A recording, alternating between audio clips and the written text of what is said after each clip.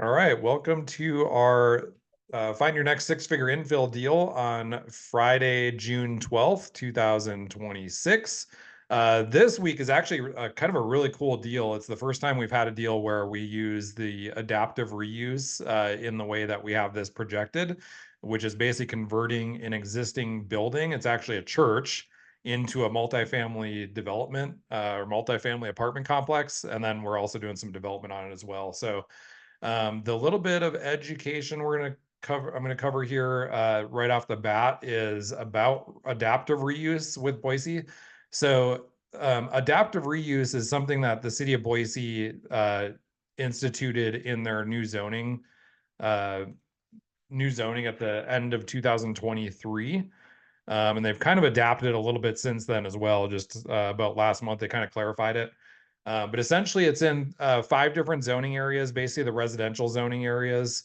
And so, what you can do is you can convert a single family house to multifamily, small multifamily.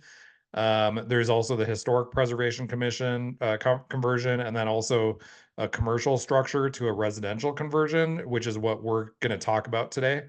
And essentially, what this is, so if you have like a large house, or maybe it's a house with a basement, or a house with in an old garage or something, basically you can convert it to multiple dwelling units. And then the benefit to this is that you don't have to meet the maximum density requirements. So basically, they waive the maximum density. This is especially important on this week's deal, which is a commercial project. So once we convert it to multifamily, basically there's no maximum density. So we can put as many units as we can possibly fit in there, as long as you can meet the parking and everything. The other benefit of that too is that you can actually also reduce the parking by 50%. So that's another important structure of this adaptive reuse. And then you can also add or demolish up to 10% of the footprint or the building.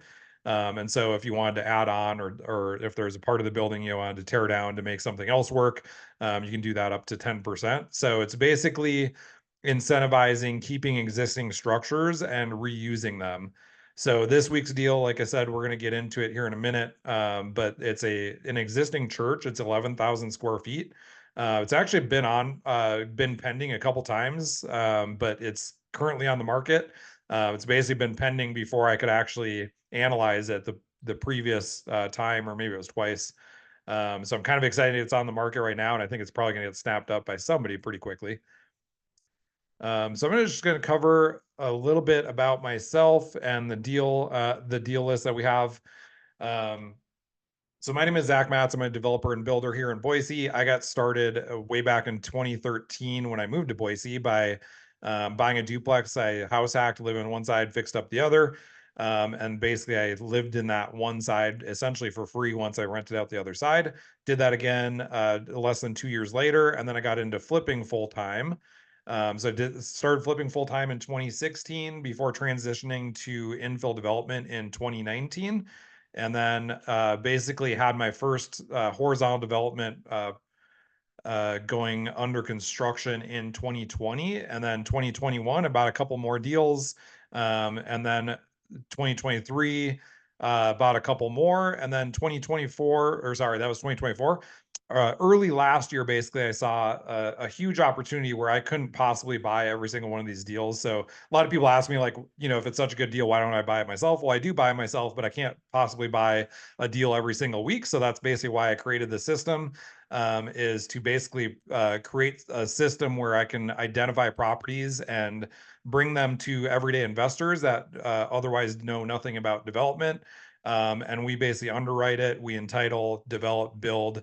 So we can use our team and skills, and individual investors can buy these. Okay, so a little bit of information on how to get full-time access to our infill deal list. So we present these weekly. So this call every week is free, open to everybody that has the link.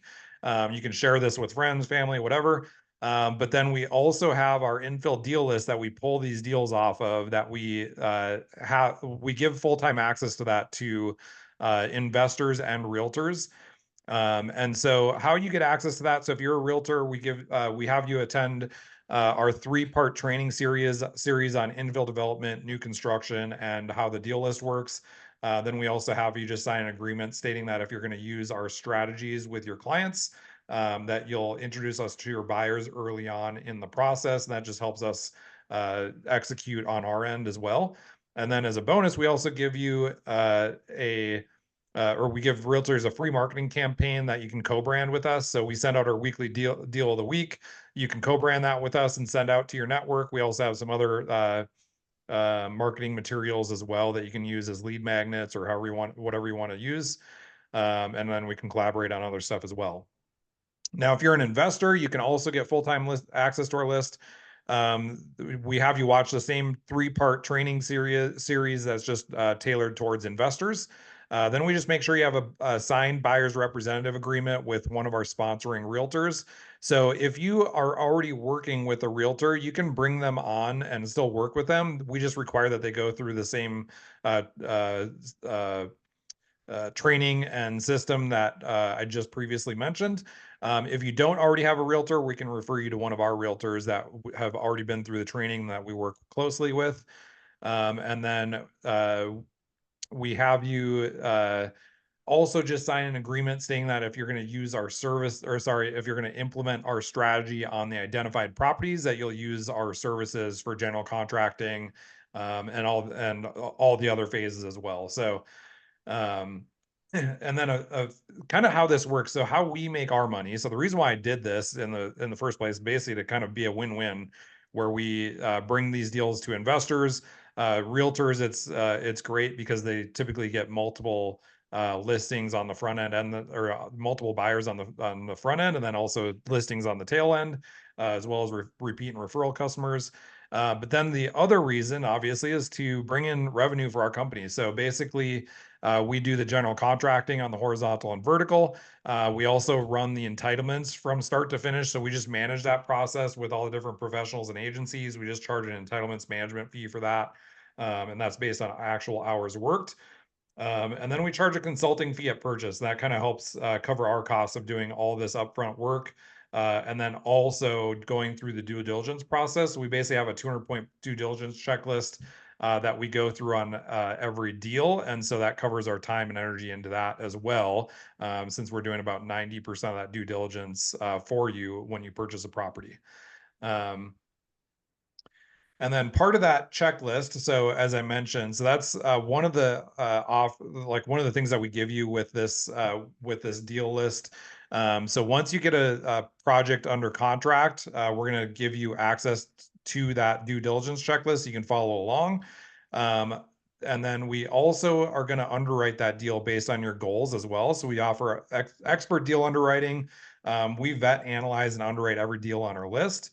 Then we're also going to help you and your realtor negotiate terms on the purchase to make sure it works for everybody. These deals are a little bit different than the standard home purchase. Typically on land or development deals, we need more due diligence time. So we're just going to guide you and your realtor on how to best approach the listing agent and the seller on how to structure these deals so it works for everybody. And then if there's an existing property or existing home, or in this case, commercial property, we can also renovate that existing property. And so we'll talk about that on this deal specifically, but essentially we can use all of our remodel experience and trades to go in and renovate that existing house. And then we also do the entitlements. So we manage that process with the city and agencies.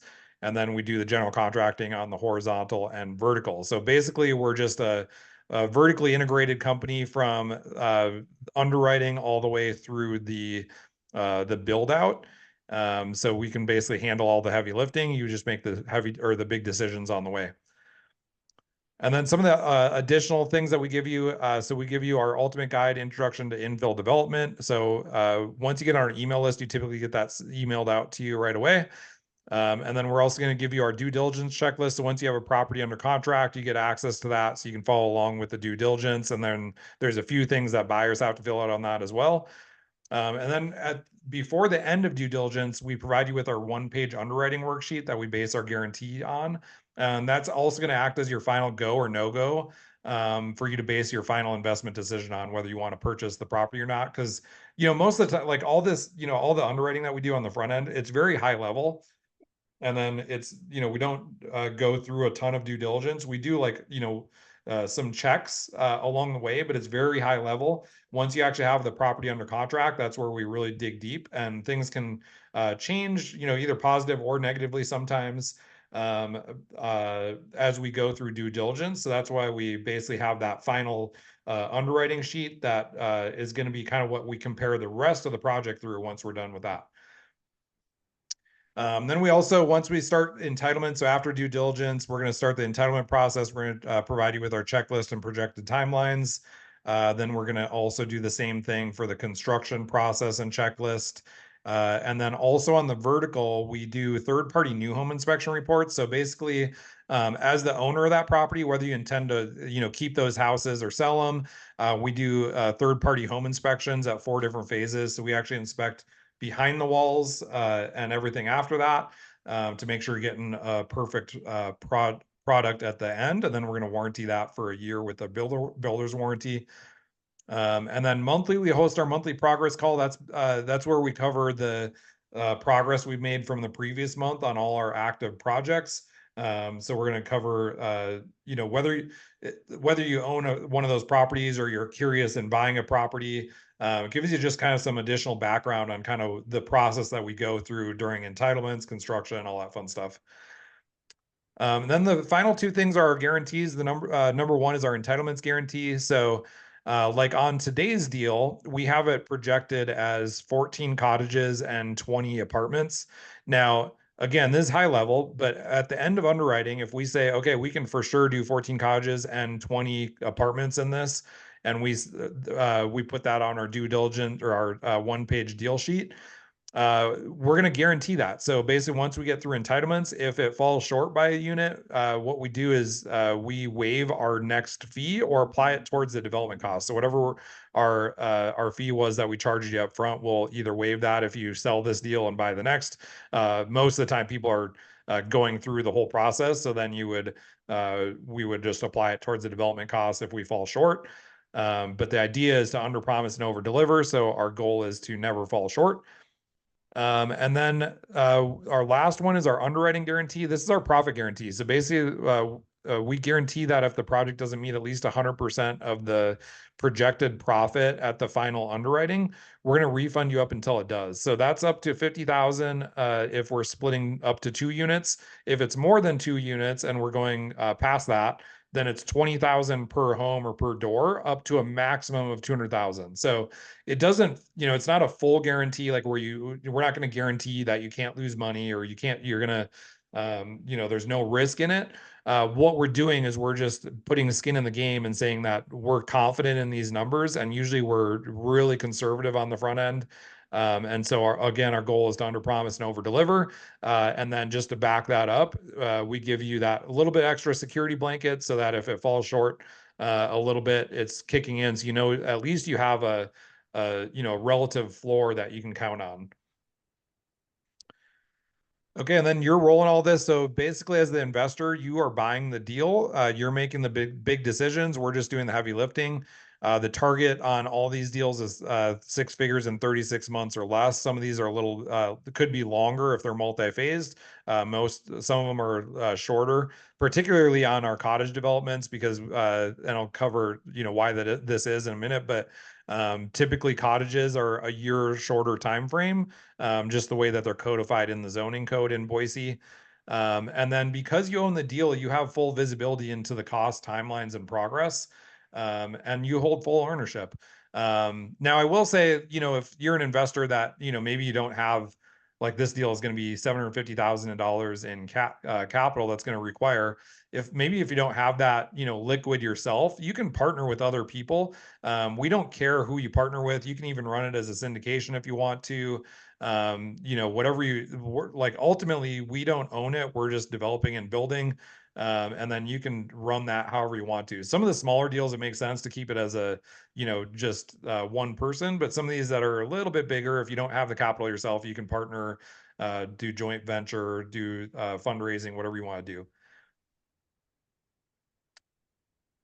Okay, any questions on any of that I just covered yet?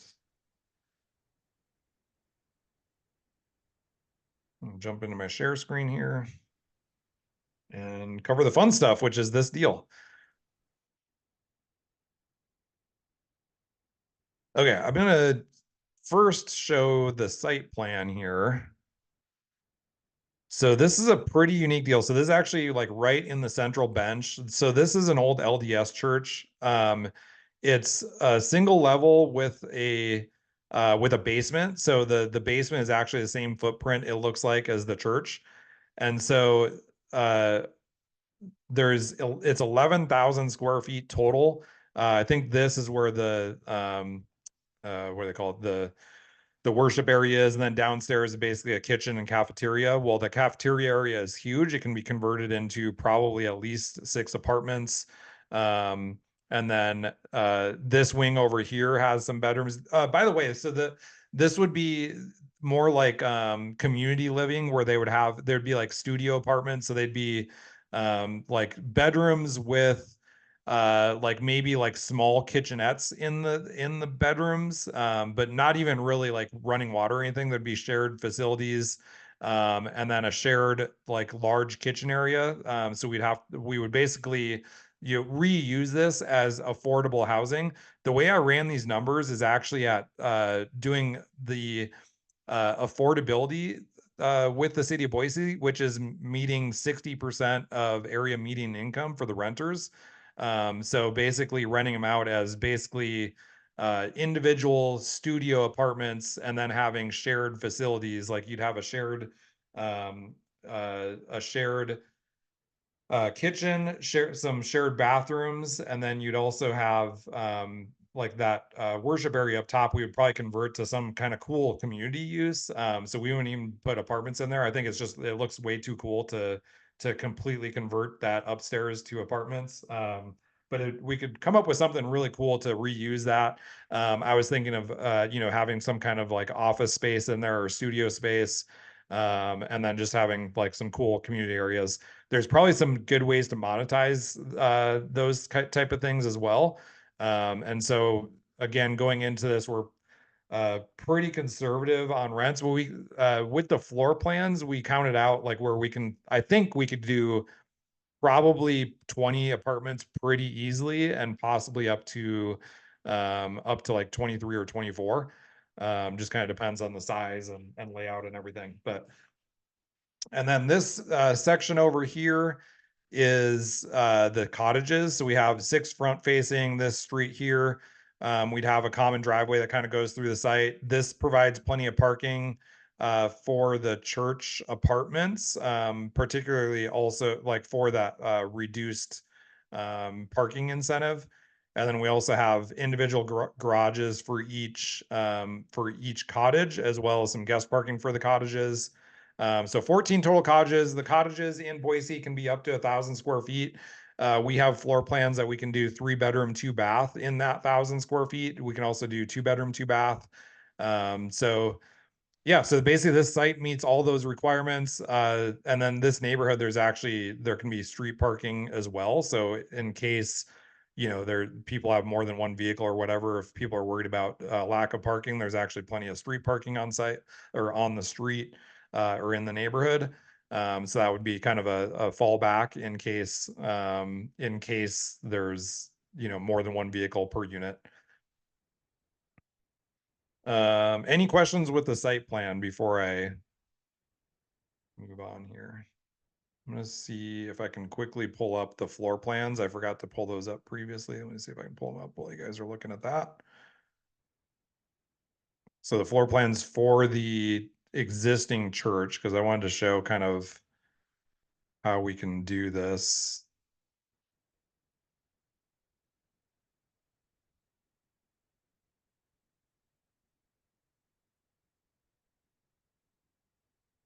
And of course, my internet's slow.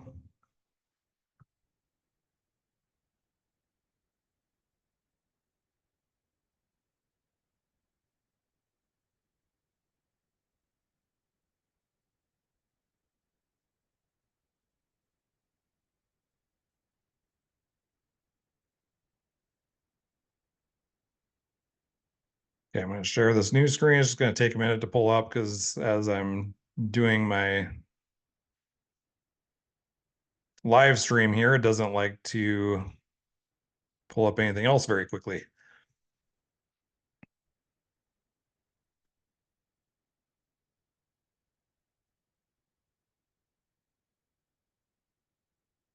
Also, this church is really cool. It looks like it was probably built in the 50s. I didn't actually I guess I can actually confirm that right here.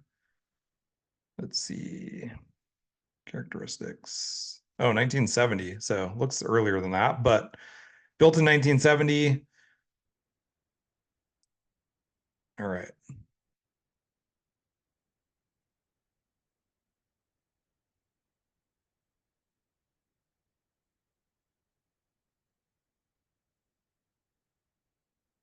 So I would keep this really close to as is. I would probably just update maybe the entrances and do, exterior paint jobs and that fun stuff. But this is um the existing worship area. So I think this is really cool. That this would be really cool to turn into some, like, maybe game room space, but also maybe some office or podcast studios as well that have kind of more glass walls, but also soundproofed.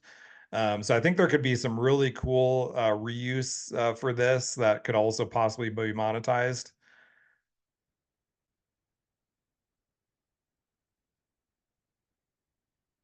And then let's see, let me get to where the important thing is, which is the floor plans. Let's see, sorry.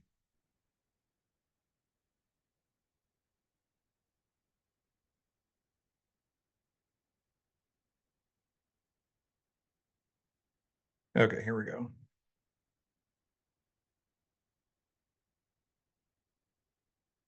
So this is the sanctuary on the first floor. So this would basically be as is. There might be so this is one area where I think you could probably put another apartment right here.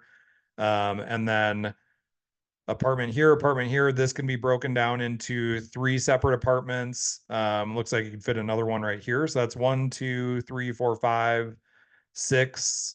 This could be a small one. That's 7, possibly 8 here on the main level.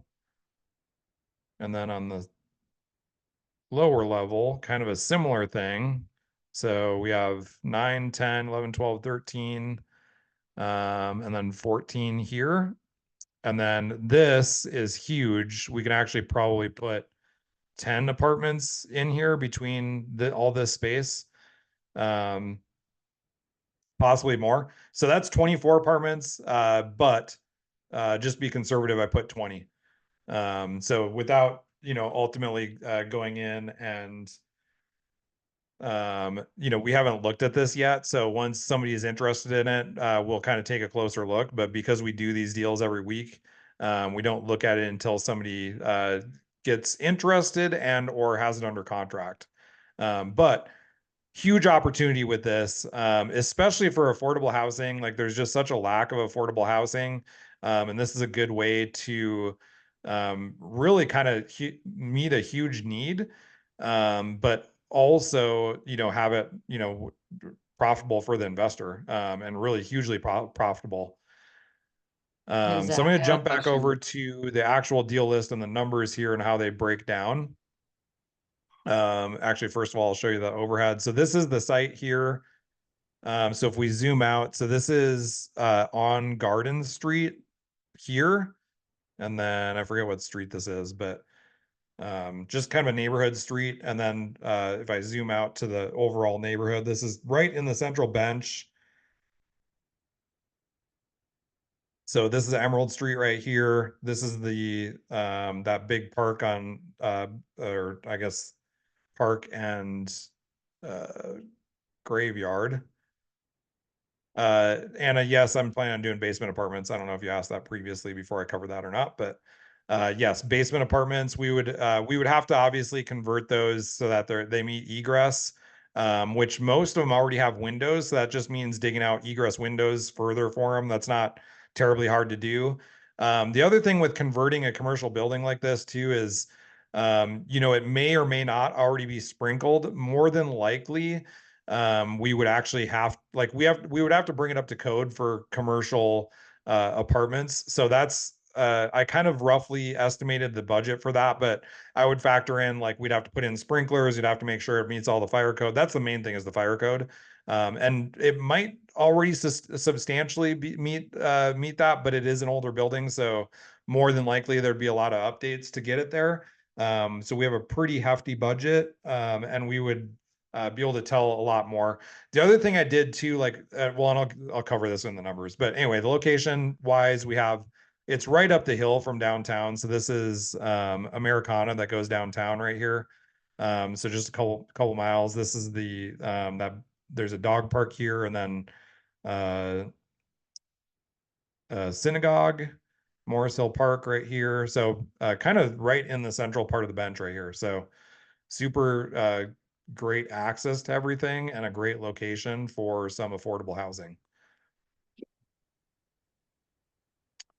This says R1C zoning. Yep. At least in the MLS, sometimes I know they can be wrong, but are you basically test fitting off of that, or do you independently go off of the actual city zoning, which is probably correct, but Yes. Yeah, so R1C is it is R1C zoning. That allows for up to, so this is almost 1.5 acres. R1C allows for up to 12.4 units per acre. And so it would actually allow for, I think, up to 18 units total. But then when you use the adaptive reuse incentive, the existing church doesn't, and apartments wouldn't apply towards that maximum density. So essentially you don't count any of these units towards that density. And so those 14 cottages even are fall short of the maximum density. Now, obviously, like there can be things that come up during due diligence that, maybe the city wants us to split off that cottage village, and basically end up subdividing this. I don't think they would make us do that, but that's a possibility that it could be a stipulation. So, that's something we'd have to kind of uncover, but more like, so far I've done a couple of these, or I have a couple of these going, and not adaptive reuse like these, but the cottage villages. And like the city is very amenable to incentives and affordable housing and these and attainable housing projects, which is what these cottage villages are. So the code allows for all this stuff. So you're not like trying to jump through hoops to try to make it happen. got it. Thanks.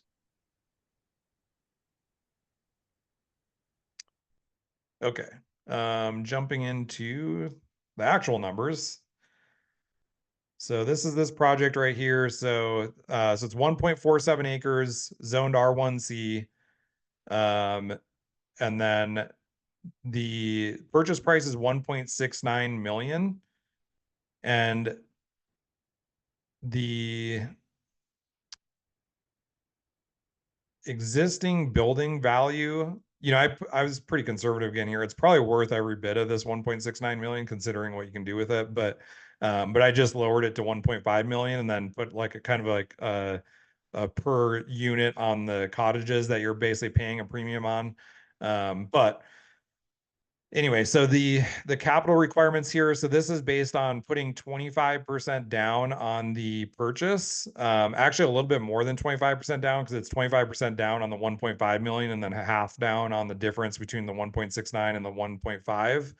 And so that's just what kind of we look at with some of what our construction lenders would look at. And then it's paying for entitlements out of pocket, and then it's also paying for the holding costs on that existing church while it's being renovated before it renovated, and then exiting into long-term financing. And so that's 180,000. We're factoring that out of pocket. Sometimes, you know, you might be able to actually have that inside of the construction loan as well, but we wanted to be conservative here. So this could potentially be a little bit less out of pocket, but we just didn't want to go too aggressive on the out of pocket costs. Oh, really quick. So I'm going to cover what the actual, so what this would look like if you sold all of the units, all of the cottages, and then kept the apartment. So this number is if you were just sell everything. So this is your profit, and this is probably really conservative. I'll show you in a minute. We're running the apartment at like almost a 7 cap, which is insane. So Boise, you're probably like 6.5 cap at most, if not 5.5 to 6. So, okay. So total capital invested is your total, ROI on that capital. And then we have, let's see, this number here. So this is your capital returned after you sell all the units. So are all the cottages. So you get $826,000 after all 14 are sold. So that pays off all the debt on it. And then you get paid back this amount. So this is the capital you have into it. So that pays you back all your original capital. Plus you also profit almost $80,000.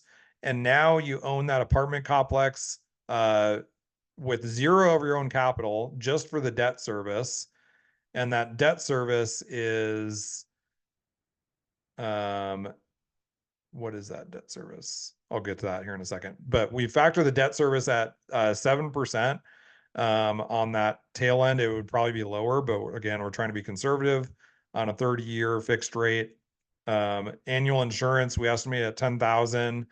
Annual property tax estimated at 24,000. It's hard to get a number on property tax specifically, aside from just, look, I've analyzed other deals in the past that have the same income, and this is actually a little bit high. But there's no current income tax because it's a church. So that's where there's not like great numbers on the current property that way. But and then this is your new construction payment based on all that. So the numbers, so the numbers, this payment is based on refinancing the 75% of the purchase price, plus the construction costs, which I have at 600,000 for renovation costs.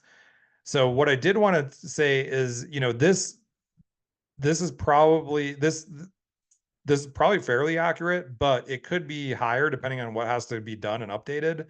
And so that's why I went into this like really conservative even on this ARV, because if it's more than that, or we can get more units out of it, your ARV goes a lot. So I basically was intentionally conservative on the rental income and the cap rates, because this number can change. So if this gets up to like, let's say 1 million or 1,000,001, these numbers can change a little bit. But also then if we can get more apartment actual units in there, then that kind of offsets what that renovation cost is. So this is kind of a starting point.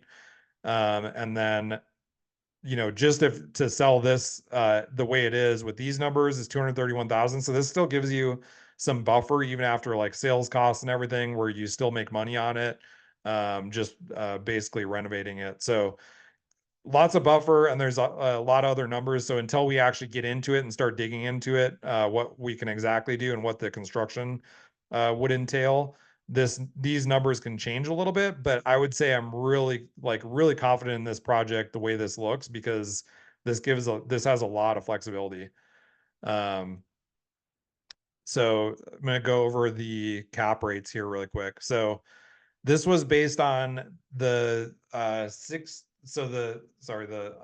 monthly income is based on hitting the 60% AMI renters. And so that would be $1,150 a month, and that would be all inclusive of all their utilities and everything. And then I also have like there'd be probably laundry facilities in there, so that's what that is. And then calculating out all the various expenses there. And so we have a NOI of 184.5. And at a cap rate, so at 2.7 million, that puts the cap rate at 6.84. So realistically, I think this is at minimum a 6.5 cap rate, but it could actually, so that's 2.83 million. But I think realistically it gets down to 5.5 to 6. Let's just say 6. And that's now all of a sudden it's a $3 million property. So, there's definitely, and then not only that, but this is factoring in 20 apartments. So if we can get 24 in there, that's even better, and it increases your value. So there's a lot of play in here until we start really digging into it, until we get it down. But there's a lot of flexibility in here to be a lot more profitable, or at the very worst, I think, make up for not having kind of the unknown of what that construction cost is going to be. Any questions on this?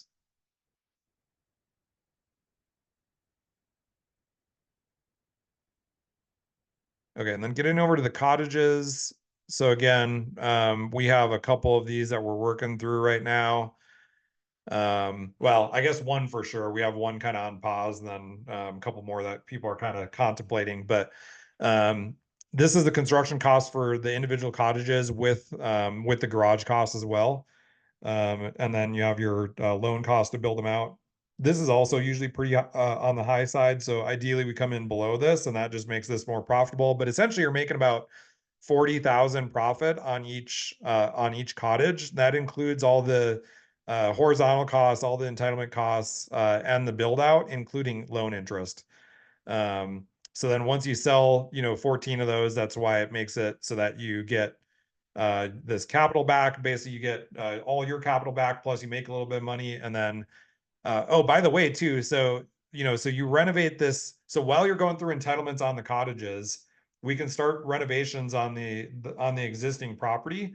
So by the time we're entitled and ready to construct the cottages, that church, renovated church into apartments is actually cash flowing, and that cash flow coming back over here. So based on those numbers on the refinance, this is what your monthly income is before any expenses. And then this is your cash flow after debt service, and then your operating expenses. I didn't double check these with the other ones. I just put a percentage in here, but you have a cash flow of about 4,600 per month. This is factoring in, this cost here is factoring in 5% vacancy, 8% management, and 5% for maintenance, turnover, advertising, CapEx. The only thing it doesn't factor in is utilities. So that's, again, that's another cost we would look at. But what I would say is that 5% for maintenance and turnover, once you have a brand new complex, that maintenance is going to be pretty much zero in that first year. So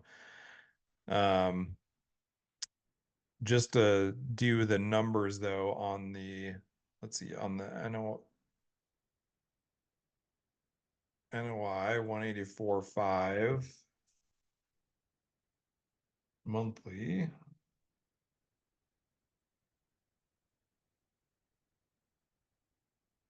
So that's 15,000. So that's not factoring in the debt service. So you have, it's about 1,000 a month, factoring in these other expenses. But even that I think is probably, like, this is even probably pretty conservative. So so you're still cash flowing. We factor in a lot for vacancy. It's probably going to be almost zero vacancy anyway.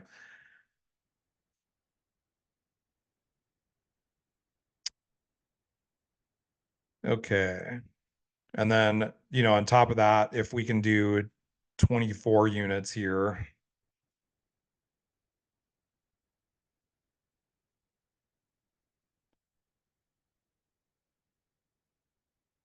That gets you back to, 4,000 a month cash flow.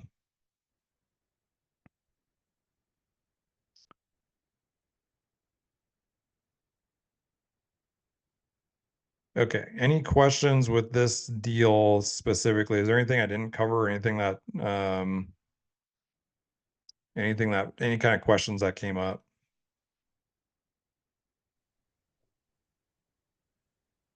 So your plan to get the cash back out would be selling the apartments? Is that it? To get, No, selling the cottages. so keeping the apartments and then selling the cottages and you're got all of your capital out of it. Yep. Okay. Yeah, so the cottages are easier to, I mean, you could, yeah, it'd be tough to sell the apartments. Well, I guess you could sell the apartment complex, but it'd be you would actually cash flow way better, and the deal would look way better by selling the cottages individually and then keeping the apartments. I guess I'm thinking I mean, I wouldn't plan on holding it and just selling the apartment complex and then you're getting a lot of your capital out of it in like 1 year, right? Yeah, yeah, theoretically you could do that as well. The Yeah, you could do that. You just have to during the entitlement process, you'd have to plat it out so that you could do that. But I think you could do that within the year. Yeah. So Okay. you could essentially remodel it in, say, 6 months, and then we'd have approvals in 6 months, but you'd still be working on civil engineering and everything for the cottages. So But then you can then, basically take the next 6 months to get it occupied, right. while going through all the other approvals and the plat. And then, yeah, so then And then theoretically, it's yeah, all you could do it. stabilized by the time Yeah. it's all Yep. the entitlements are done. Yep. And then 100%. it's its own separate piece of property anyway by that point. So, Yep. Hey So Zach, this, I had what I one will say with concern. Uh, the, oh, go ahead. no, like with that, timeline of completing the apartments, would we have to wait to, like, would they delay occupancy based on developing the road and everything that you had on that master plat and the development, like utilities and everything that feed the cottages? There was also some parking in the back over there I noticed too. Is that to get the cottages across occupancy, or is it to suffice the apartment requirements? Yeah, so the way the city would look at this is it would be basically developed in conjunction or on the same property. So the way they look at cottages, so you're not subdividing. So this is where it gets a little bit tricky, because essentially the apartment complex would be its own property, but it would be on a condo plat. So it'd be basically like its own property, but it'd be condominiumized on as one unit, but one apartment complex, and then you could still sell the cottages individually. But as far as like developing the rest of it, you wouldn't have to do that in order to renovate and get certificate of occupancy for the apartment, because it's all one property still. So you wouldn't have to complete the subdivision. There's no subdivision to complete in order to do everything else. So you can basically do everything at the same time or concurrently, and do it that way. Now that's where I was saying kind of at the beginning, where like, the city might be like, well, if you're going to develop the cottages as well, we want that as a separate parcel. So that could theoretically come up. I don't think they would, but also maybe that's beneficial for the apartments. Maybe you don't want the end, maybe there's the guy that buys it at the end, or the people that buy it at the end want it as its own separate deal and not on the same plat as the cottages. That would take a little bit longer, but you still wouldn't have to put in all that other infrastructure, because you're using that adaptive reuse incentive. You can essentially, and all the parking is already there. So, ultimately you'd have to make sure that as you develop it out, then you keep the parking requirements and everything, but that's all planned into that new site plan. Does that answer your question? I don't know if that fully covered everything or not. Yeah, I think so. That's I guess I'd maybe break it down a little more if we're that interested. See. Yeah, so basically the whole process, and what I would say too is, we would try to delay closing on this at the front end for as long as possible. Ideally, we could get, the design of the church done and permitted before even closing. But then you start construction on it while you're going through entitlements for the cottages, and because it's not a subdivision, it's a completely separate process. So it's just an administrative approval. So it takes about probably, so the one we're going through right now, it took us about 3 months to get all the paperwork together. And then we're anticipating a 2-month review process to get an approval. Then you have civil plans that have to get reviewed. So basically within 9 months, we're expecting that you'd have approval for the cottages, and then you can start construction. So on this deal, you'd go through that 9-month process at the same time that you're getting building permits for the church, and then also under construction on the church. And then once you have approvals on the cottages, you're already starting to rent out the church apartments. And the churches, its own separate entity, but it's also part of the cottages. So it's on a condo plat. So basically the building is owned, but then the land isn't. It's part of the rest of the project. Where I guess where what I'm thinking about now, what makes that a little bit tricky is because most of the, like half of the units, or a little bit more than half of the units, are in that church.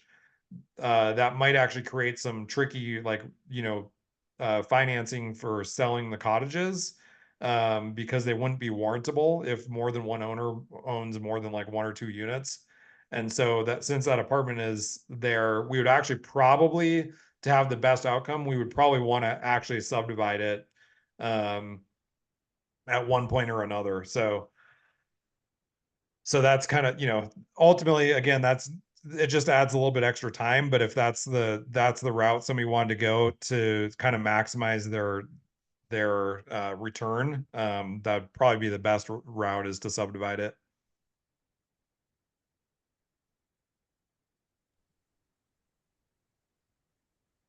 Did you go over what your rent was per room on the apartments? Yeah, it was 1150, and that was factoring in, like, basically, like, it would cover all their utilities as well. Okay. Are those all 1 bedrooms then? Is that right? Yeah, so they'd be studios, so they'd basically be like a room, and then they'd have like a little like counter space and small refrigerator. Then you'd have communal cooking areas. Um yeah, so it'd be like shared living space essentially.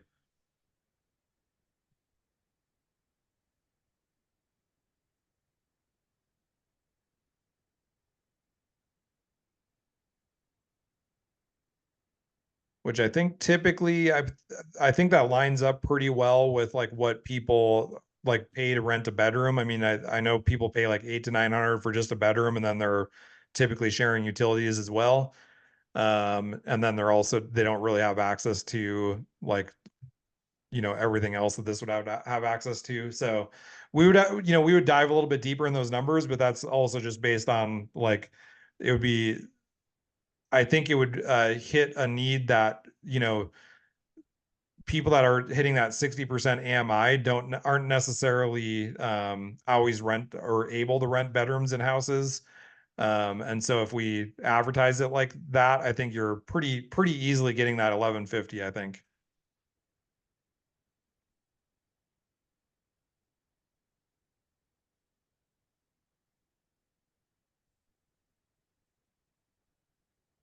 What did you say the construction time was? So from permits to like having a certificate of occupancy, I would say 6 to 9 months. So I think you could be fully rented by the end of that first year.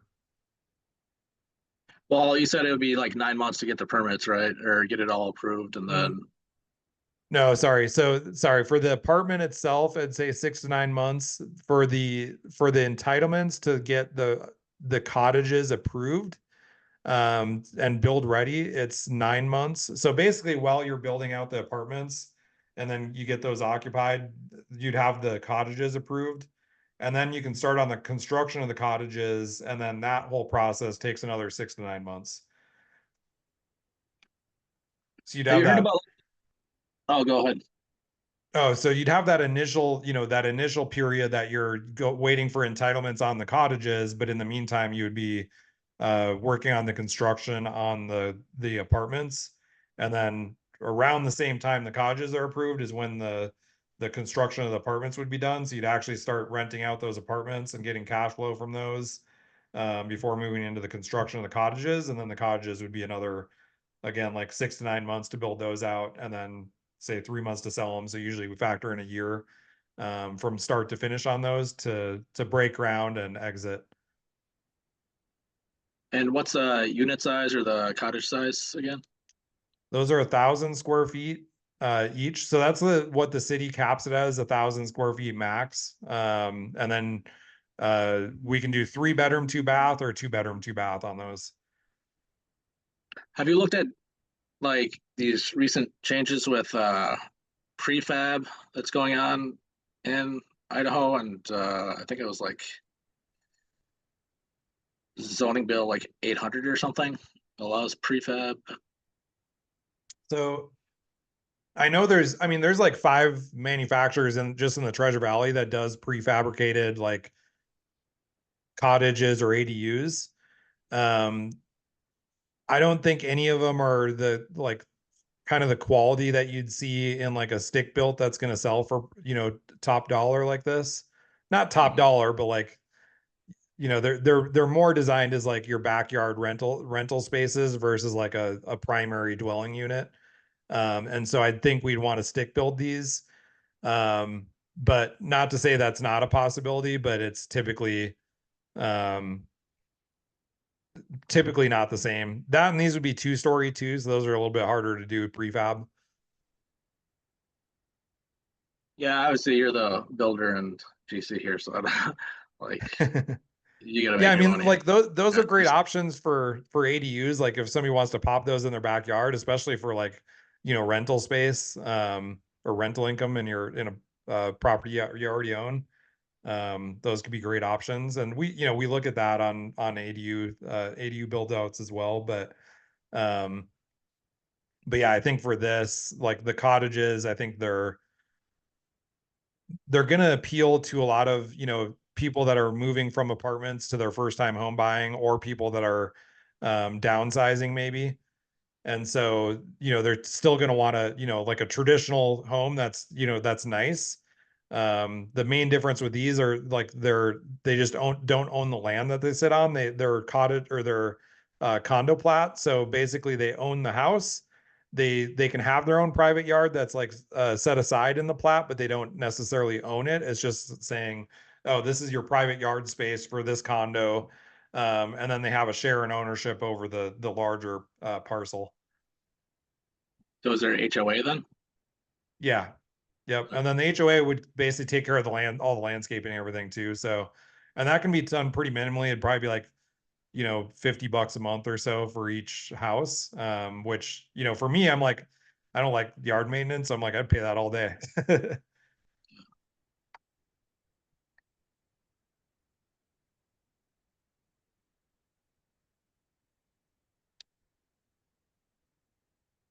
Ultimately, so if anybody is interested in this deal, so obviously there's still a lot to find out. The intention of these calls and these weekly deals are to kind of send out like, okay, this is a high level, like what it could look like.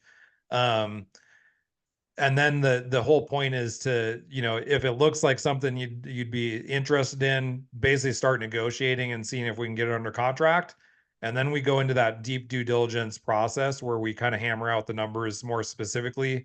So we'll get a really good estimate on the renovation, figure out what exactly needs to be done to convert it. I kind of already have an idea, just knowing that it's got to be converted to, to today's zoning and building standards. So we put a pretty hefty remodel budget in there, but it also depends on, a lot of other factors. So we have to get in there and actually take a look at it.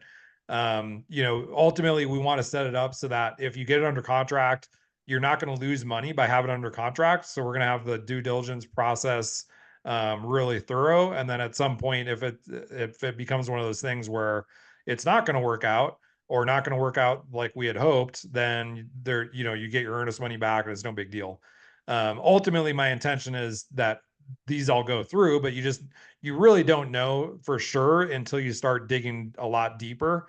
And it's hard to do that just like at the front end without getting something under contract, because especially these types of deals, like where it's this price point and below, there's all kinds of people that are going to see this and say, okay, I'm just going to get this under contract and locked up and then do my due diligence. I think a lot of investors, are like, oh, I want to do all the research up front. And I made those mistakes. Like the first 5 properties I tried to buy, I did that, where I was like, oh, let me do all the research up front and then get it under contract. And lo and behold, I lost out on every single one of those deals. So ultimately, the key is to do really good high level analysis, and then say, okay, this is something I at least want to get under contract, and then find out that next step further and see if it works or not.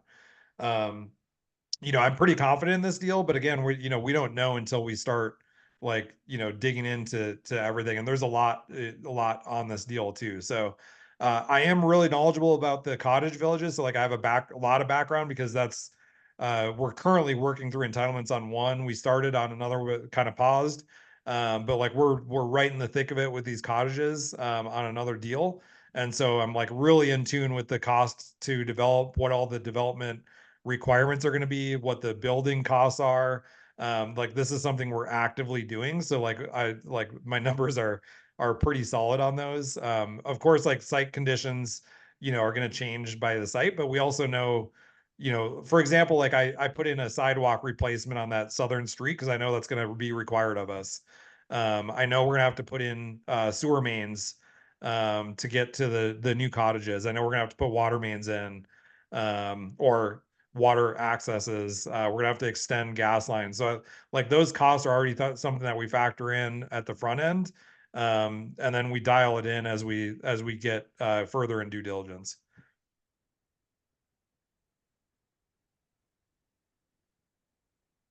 And then I think the biggest question is just, with that existing property, number one is the construction cost. Number two is, okay, how many units can we actually get in there realistically?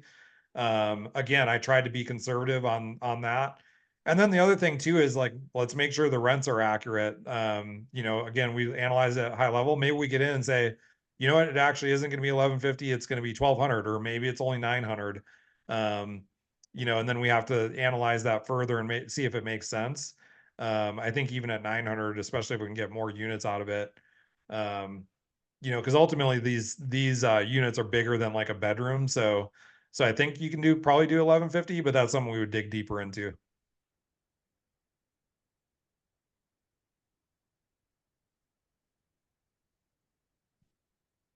Okay, there wasn't really any other new deals this week that hit that that were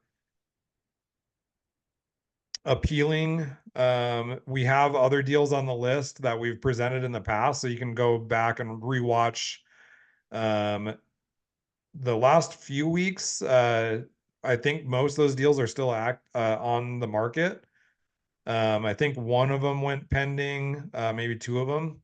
But we have actually, let me just tell you. So if anybody's interested in these cottages that's listening to this or watching the recording here, the ones that are still on the market that we've covered more in depth.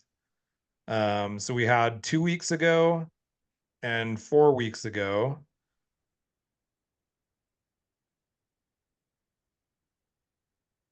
And then 6 weeks ago. So basically every other week, the last few weeks are still on the market.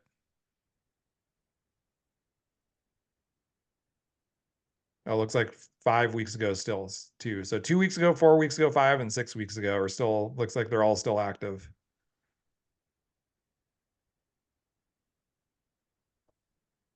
Okay, any other questions or comments? Would you be able to send me like maybe not the full spreadsheet that you have, but like just this deal? Or Yeah, I think have you gotten an email from me yet, or have you checked your spam? Because I think I got you on the list last week, but just want to make sure. Sometimes it goes to spam, so I'm gonna stop the recording here and then